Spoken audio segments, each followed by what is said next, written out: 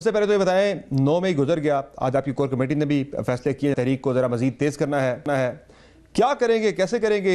हुकूमत को गिराना आपकी मूवमेंट कहती है हमारा मकसद ही नहीं है, तो फिर इस तहरीक को आगे लेके बढ़ने का क्या मकसद है? इमरान खान की रिहाई और जो पाकिस्तान की जमहूरियत है और रूल ऑफ लॉ उसका बचाना, उसका एक कॉन्सिक्वेंस है। ये हुकूमत लीगल है, जैसे ही वोट गिने जाएंगे ऑटोमेटिकली हुकूमत गिर जाएगी। ये प्रेसिडेंट हम सेट नहीं कर सकते कि एक तरफ 9 मई की तो राइटफुली एहतसाब का अमल जो है वो जारी हो, लेकिन 8 फरवरी या 21 अप्रैल के ऊपर जो है वो पर्दे डाल दिए जाएं कि वहां पे क्या हुआ हो और हम कहें कि मिट्टी पाओ, और ये पाकिस्तान की जमहूरियत के लिए एक नया प्रेसिडेंट बन जाए कि जहां जहां आरओ बैठा है वो जो मर्जी जो रिजल्ट जिसको जितवाए वो दे। फिर तो ये आइन में बदल दें और जमहूरियत रखें। सर वो तो सर ये सारी बातें, कोई जुडिशल कमीशन बनना है, कोई तहकीकात होनी है, वटेवर जो भी होना है, उसमें आप हुकूमत के साथ बैठेंगे तो बातचीत होगी। और अब कल ये क्लैरिटी भी बड़ी खुल के आ गई है कि आपकी पार्टी में जो कुछ लोग बात कर रहे थे कि हमने फौज से मुज़ाकरात करने, वो क्लियर आ गया वहाँ से जवाब, भाई हमने किसी के साथ मुज़ाकरात नहीं करने, जिसने करने हैं वो पॉलिटिकल गवर्नमेंट या पॉलिटिकल पार्टीज़ के दरमियान डायलॉग होता है, आप वहाँ करें।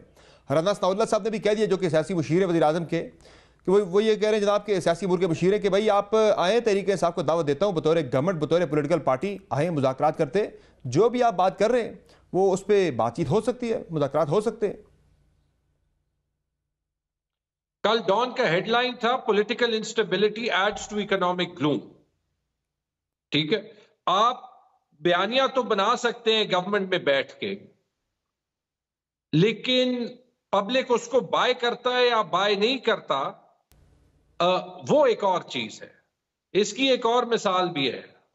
ये जो बात हो रही है ना सोशल मीडिया डिजिटल टेररिज्म की, मेरी रिक्वेस्ट ये होगी कि सारे जर्नलिस्ट से ही पूछ लें, सारे न्यूट्रल ओपिनियन मेकर से पूछ लें, पीटीआई से ना पूछें। क्या ट्विटर को बैन करना चाहिए?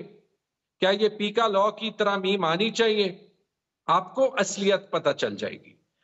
जहां तक पॉलिटिकल स्टेक होल्डर से बात करने की बात है, ये बिल्कुल हो सकती है, लेकिन कोई serious offer on the table हो, कोई serious intent on the table हो, वो हो जाएगी, ऑटोमेटिकली डायलॉग हो जाएगा।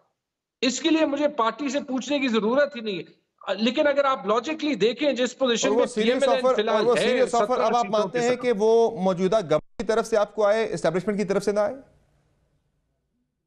देखिए, दो चीजें, अगर आप जब सीरियस ऑफर आए जिसके पीछे जो है वो ट्रैक्शन होना, वो हमें बात करनी पड़ेगी।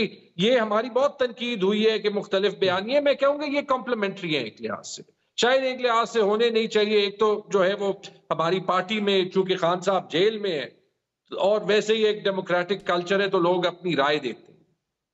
जब कोई कहता है कि एस्टैब्लिशमेंट से बात करनी है, वो ये कह रहा है कि that is where the source of power is. जब कोई कहता है कि पॉलिटिकल पार्टी से बात करनी है लेकिन उसको एम्पावर होना चाहिए, सीरियस ऑफर कोई होना चाहिए, ऑब्वियसली अगर होगा तो सियासतदान ने सियासतदान से बात करनी है। और जब असद कैसर कहते हैं कि बात नहीं करनी, वो भी लॉजिकल बात है। वो ये कह रहे हैं हम किसी से भीख नहीं मांग रहे। आपको भी पता है समर के अगर 8 फरवरी का इलेक्शन रिजल्ट गलत है तो वो ठीक होना चाहिए। आज के दिन as we talk election commission Punjab में अपने मर्जी के जजेस चेरी पिक करना चाहती है ट्रिब्यूनल्स के लिए।